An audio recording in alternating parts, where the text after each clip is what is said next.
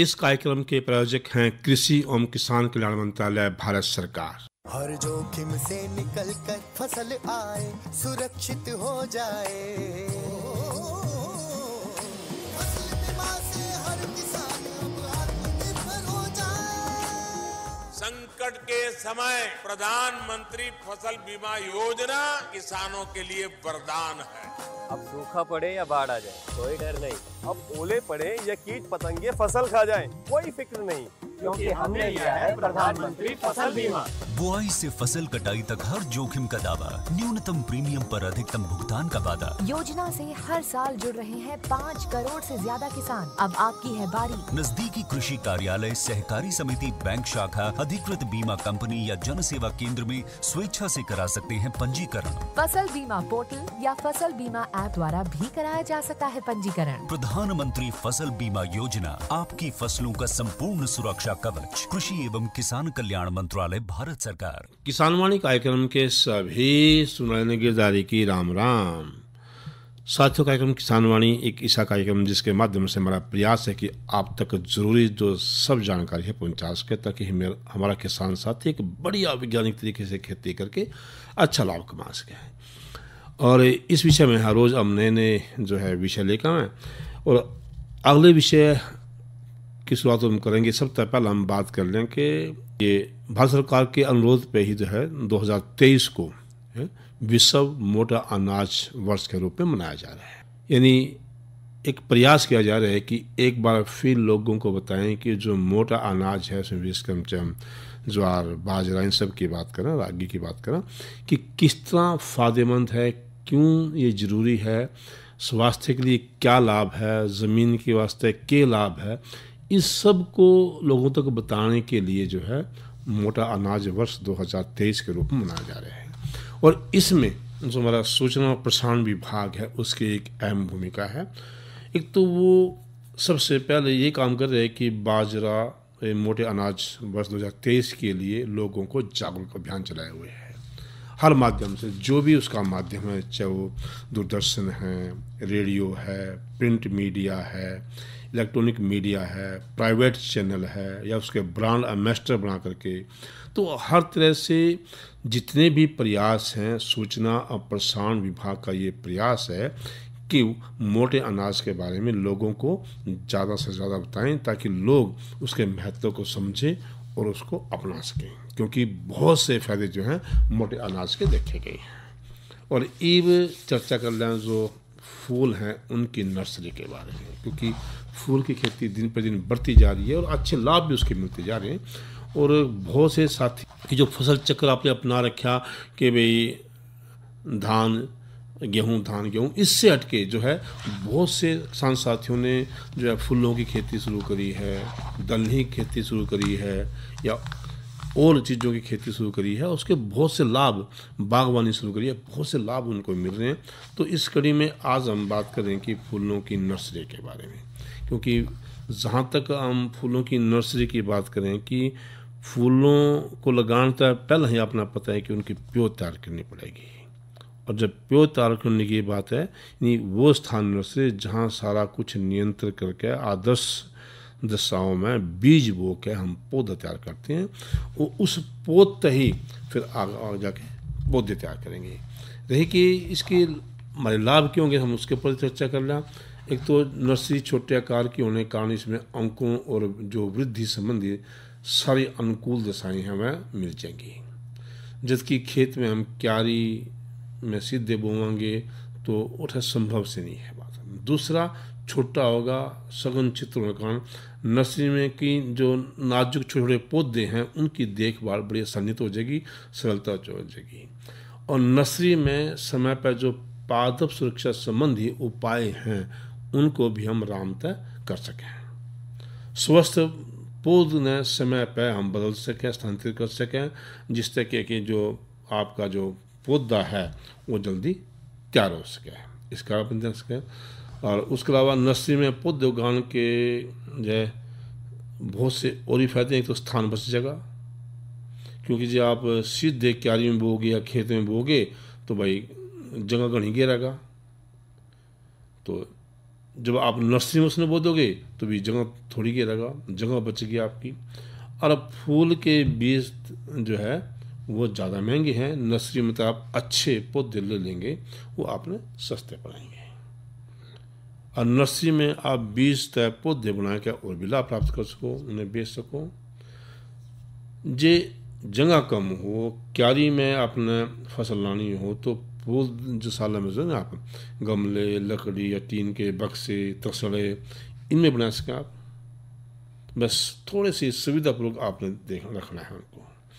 और जिस तरह मौसम में बदलाव हो जाए, बार बार अनुकूल मौसम ना मिले, तेज़ मींह आ जाए, तेज़ धूप हो जाए, आंधी आ जाए, पानी ओले पड़ जाए, तो इस अवस्था में नर्सरी का क्योंकि क्षेत्रफल कम है, जगह कम है, आप जो है उसकी देखभाल भी अच्छी तरह कर सको। अब बात आए कि जो अच्छी नर्सरी है उसके वास्ते आपने स्थान का चुनाव किस तरह करना है, क्योंकि एक आदर्श नर्सरी होगी तो यदि आप जो है बढ़िया काम करोगे तो सबसे पहले जो स्थान खुला हो और धूपदार और वृक्ष की छाया मुक्त होना चाहिए, यानी उसके ऊपर बार बार पेड़ों की छाँव नहीं पड़नी चाहिए। जहाँ आप नर्सरी बनाओगे उठा पानी भी उसके पास होना चाहिए, जिससे कि समय पे आप उन पौधे में पानी दे सको और आपने बड़ी आसानी रहेगी। एक बात का ध्यान रखना, जो आप पेड़ में पानी दोगे नहीं वो साफ हो, अच्छे गुणवत्ता होना चाहिए। और नर्सरी के दोहराई ये आपका घर हो ताकि आप उसे समय समय पर उसकी देखभाल सकें कर सकें तो और बढ़िया बात है। जो नर्सरी की माटी है प्राकृतिक रूप से जैविक पदार्थों की घनी हो, समतल हो, दोमट हो, बलुई दोमट हो, कोई सी भी हो, क्योंकि इनमें जो है अंकुरण जल्दी हो जाएगा। और खाद की जितने तक बात है, आपने गोबर की खाद का जरूर प्रयोग करना है। गोबर की खाद आप उसमें प्रयोग करोगे तो ज़्यादा गुणवत्ता वाली जो है नर्सरी होगी। नर्सरी खातर अब जो है वो जो है बाहर तय भी ले सको, लेकिन कोशिश यही करनी है कि आप अपने प्यो तैयार बीज ले लो, क्योंकि बाहर तो आप लोगे उसका कोई विश्वास है कि नहीं है तो थोड़ा महंगा पड़ेगा। तो इस वास्ते आप ना, चाहे वो घरेलू हो चाहे व्यावसायिक हो, किसी भी कारण हो, कोशिश करनी है आप जो है अपनी नर्सरी तैयार करें। और मौसमी फूल जो है उस नर्सरी में लाना, इस बात का अपने विशेष ख्याल रखना। नर्सरी ने किसी क्यारी में, गमले में, लकड़ी के पेटिया में, टीन के डब्बे में, तसला में, अब नहीं किसी में आप कर सकें। हाँ, जब आप गमले का चुनाव करोगे तो अपने इस बात का ख्याल रखना है कि उसकी गहराई, इस का अपने विशेष ख्याल रखना है। और उसकी जो बारी जो सतह है ना वो खुली हो, जिससे उसमें प्रकाश जो है सीधा पड़ जाए सूरज का, और उसमें हवा की कमी ना हो, और पानी के निकासी की भी उसमें दिक्कत ना हो, यानी पानी की निकासी की सुविधा भी पूरी होनी चाहिए। ये कुछ है कि जब आप नर्सरी एक आदर्श नर्सरी तैयार करके अच्छे पौधे ला के भाई घर भी अच्छी बागवानी कर सकें और एक अच्छा पैसा भी कमा सकें, तो इन विशेष बातों का आप ख्याल रखेंगे। और अब बात कर लें कि जो मौसम, क्योंकि हमने बात की कि मौसम का विशेष महत्व है आपकी खेती के ऊपर। अगर मौसम के अनुसार आप खेती नहीं कर पाओगे तो बहुत से नुकसान उठाने पड़े। तो सुनेंगे कि आज का मौसम के रहा, के मौसम का पूर्वानुमान है और के कृषि सलाह है। किसान भाइयों राम राम। मौसम पूर्वानुमान एवं कृषि सलाह के साथ मैं हूं डॉक्टर ममता, मौसम विशेषज्ञ, कृषि विज्ञान केंद्र कुरुक्षेत्र। किसान भाइयों, कुरुक्षेत्र जिले का आज का अधिकतम तापमान 33.8 डिग्री सेल्सियस रहा, न्यूनतम तापमान 22.2 डिग्री सेल्सियस रहा। नमी की बात करें तो सुबह और शाम की सापेक्ष आर्द्रता 82 और 42% रही। हवा की रफ्तार 14 किलोमीटर प्रति घंटा रही। अब हम बात करते हैं आने वाले मौसम के पूर्वानुमान की। तो किसान भाइयों, मौसम 8 अक्टूबर तक परिवर्तनशील रहने का अनुमान है। तापमान में कोई बदलाव न होने, हवा की गति सामान्य बने रहने के साथ अधिकतर स्थानों पर बीच बीच में आंशिक बादलवाई रहने का अनुमान लगाया जा रहा है। साथ ही किसान भाइयों, कहीं कहीं पर हल्की बारिश होने का अनुमान भी लगाया जा रहा है। अब हम बात करते हैं मौसम पूर्वानुमान आधारित कृषि सलाह की। जैसे कि अनुमान लगाया जा रहा है कि हल्की बारिश हो सकती है।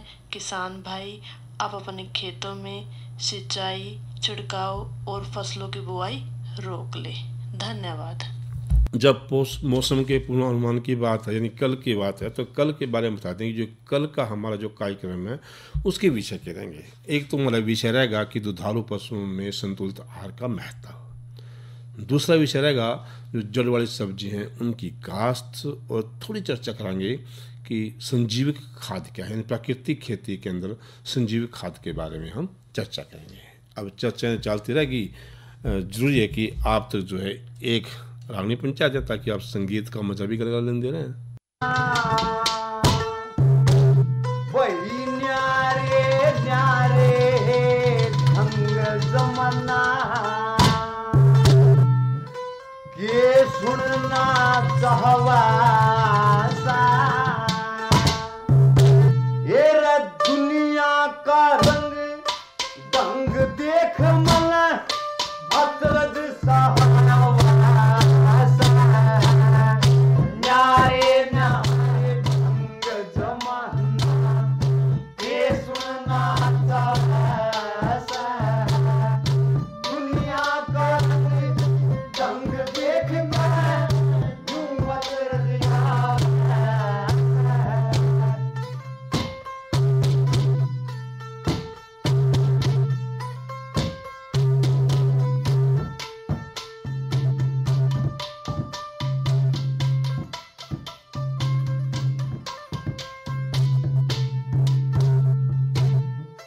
एक कहा सा लक्ष्मी आई रीत पुरानी गाजे, एक कहा तू चंद्र आई नग्न तर्ज भता दे, एक कहा फिर नौटंकी के एक डंडू का बगा दे, एक कहा फिर 9-2-11 फिल्मीरा गाना गा दे, फिर एक कहा लो देखवान की, एक कहा लो देखवान की, भला किसी ताल लावा सा, माया का रंग ढंग देख कर तू अजरज आवा सा,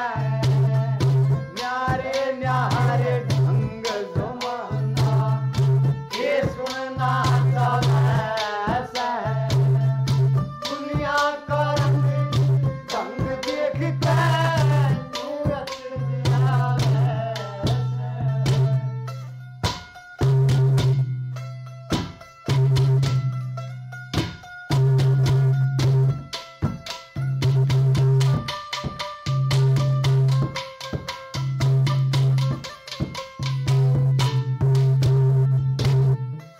एक कहा दे वही एक कहा दे छोड़ कथाया मेरी न समझ में आई,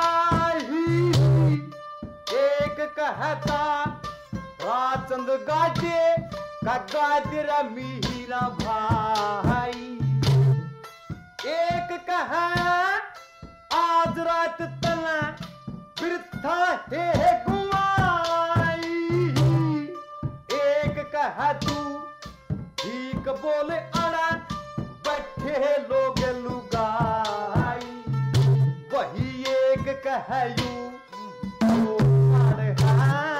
एक कहयू रोट पाड़ है, वही वृथा मुंह पहवासा, दुनिया का रंग ढंग देख कर यूं अजरज आवा सा, न्यारे न्यारे ढंग जमाना ये सुनना चाहवा सा,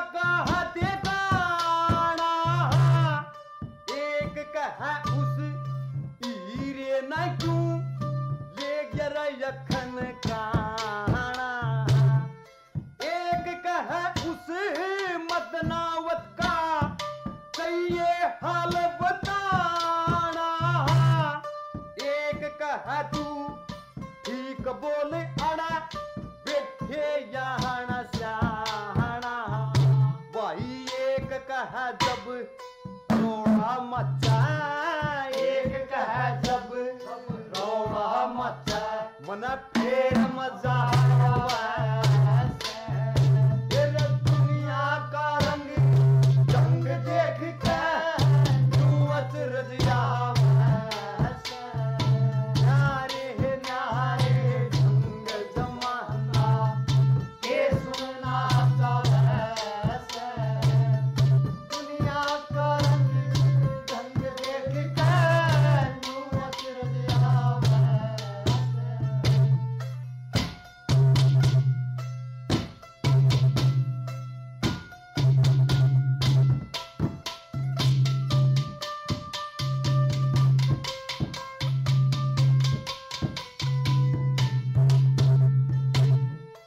एक कहा फिर वही एक कहा तू आज रात न रोग का टिक्का धर दे एक कहा तू बन दे बिना शमी खड़ी कर दे दुखी लिए कसा बसिया सांग फिर संभरते का लक्ष्मी चंद गावणिया किस कर पेटा भर दे कह चाल रमतू काबर ले चाल रमतू वो काबर ले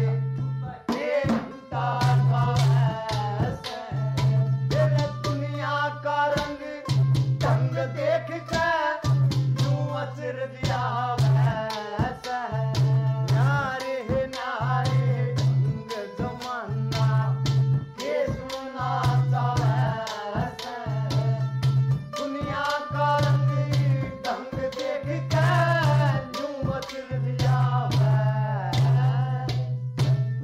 और ये चर्चा कर लें कि जो फसल अवशेष प्रबंधन है उनके बारे में। और आपको पता है कि जो धान की फसल है वो कट रही है और मंडी में शुरू होगी जानी, तो वहाँ पे हमने विशेष ध्यान देने की जरूरत है। अवशेष यानी जो फसल कटने के पश्चात जो हमारे बचेगा, जीरी में तो हम पराली की मुख्य बात कर सकें। यूँ मान के चलोगे हरियाणा में लगभग 280 लाख जो है टन फसल अवशेष आए साल पैदा हुए हैं, जिनमें तय लगभग 40% यानी 112 लाख टन के आसपास लोग खेत में जलाते हैं।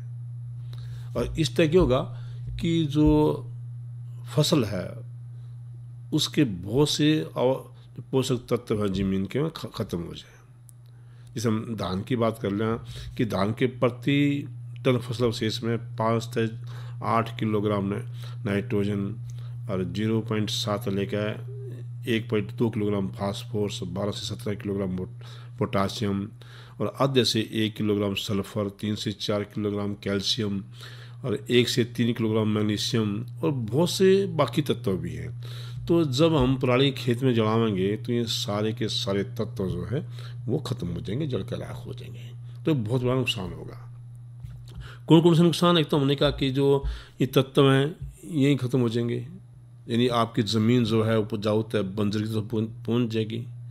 आपने खेत में खाद ज़्यादा गिरने पड़ेंगे, ज़्यादा खाद गिरोगे वाचिस्तवांतरी जो प्राकृतिक है, और साथ में आपके जो है उत्पादन लागत भी खेत में बढ़ेगी, तो कितना बड़ा नुकसान होगा। दूसरा जो इस तरह धुआं उठागा, आप जलाओगे धुआं उठागा, उस तरह एक तो सांस और दिल की बीमारी होंगी। धुआं में जो है देखने की क्षमता कम हो जाएगी, तो बहुत सी दुर्घटनाएं का कारण भी ये बने, बहुत सी दुर्घटनाएं हो जाए। और जो फसल अवशेष खेत में मौजूद पौधे हैं उनके जलने से सीधे ही पोषक तत्वों पर फर्क पड़ेगा, सीधा ही। तो ये कह ले कि धरती में लगभग सारी नाइट्रोजन, 25% फास्फोरस, 20% पोटासियम और 5 से 6% सल्फर का नाश तो गले हो जाएगा। और आग तक खेत की 9 इंच की गहराई तक जो सूक्ष्म जीव हैं वो सारे के सारे, इसमें आपको जीवाणु है, कवक है, केचुआ है, शैवाल है, इन सब का नाश होगा। इनका नाश होने तक है कि आपके ज़मीन की उपजाऊ शक्ति खत्म होगी। और जो राख वो खरपतवार नाशक दवाइयाँ भी सूख लेगी, जिससे क्या है जो उनकी क्षमता कम हो जाएगी और अगले फसल में जो है आपका खरपतवार जो नियंत्रण है वो सही ढंग से नहीं हो पाएगा, खरपतवार आपके उसमें तंग करेंगे। अब रही बात कि ये ना जलावें, प्रबंधन की हम बात कर लें तो प्रबंधन की अगर हम सबसे पहले हम बात करें तो फसल अवशेष में जो पाने वाले आवश्यक पोषक तत्व हैं उनमें भूमि की उर्वरा शक्ति और जो है जैविक कार्बन बढ़ेगा। तो इससे क्या होगा कि आपकी जो है भूमि की जो रासायनिक खाद्यों की निर्भरता है वो कम होगी यानी घटेगी, और धरती की भौतिक रासायनिक जैविक गुणवत्ता वो भी सुधरेगी। और पौधों के लिए जो पोषक तत्व हैं, हम पोषक तत्वों की बात कर रहे हैं, और नमी वह उपलब्ध रहेगी अगर हम इनका सही प्रबंधन कर लेते हैं, जिससे कि जो आपके रासायनिक खाद और पानी की बचत भी होगी। फसल अवशेष जब हम भूमि में मिला देंगे तो आपके खेत में सूक्ष्म जीवों की संख्या में वृद्धि होगी, और जैसे जो प्राकृतिक चक्र है, जैसे कार्बन चक्र है, नाइट्रोजन चक्र है, यूँ एक सही रूप में चलता रहेगा।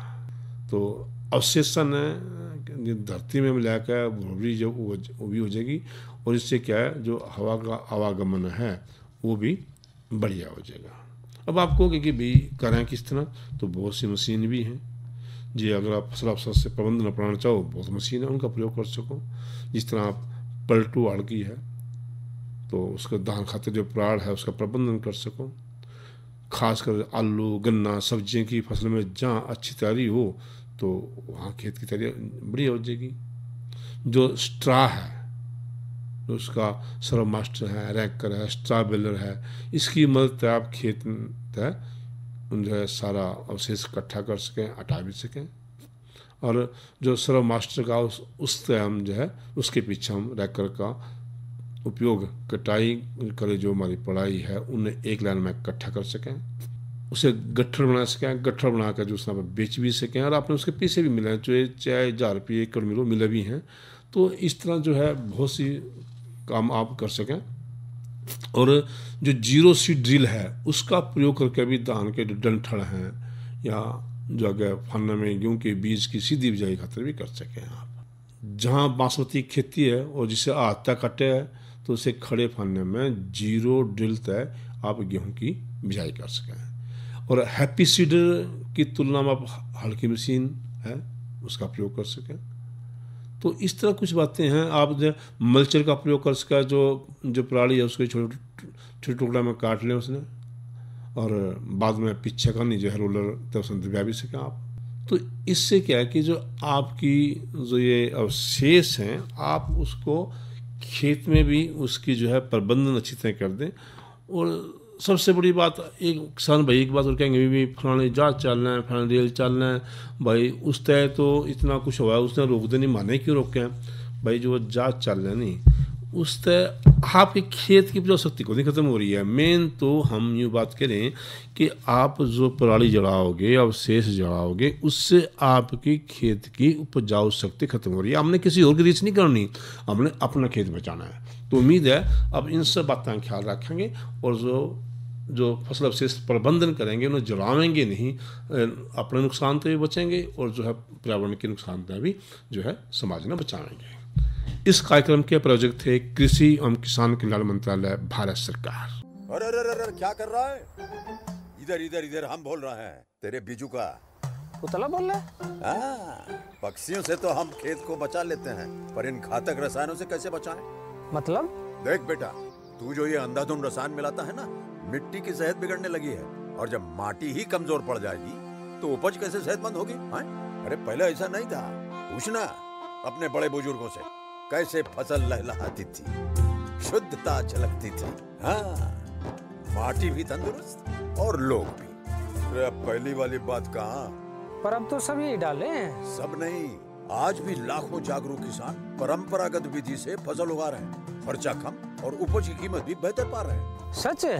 रे बेटे एक्सपीरियंस से बता रहे हैं, धूप में बाल सफेद नहीं किए हैं। हाँ। ठीक है भाई, मैं भी आज से जैविक खेती शुरू करूंगा। माटी से प्रेम की परंपरा है, परंपरागत खेती।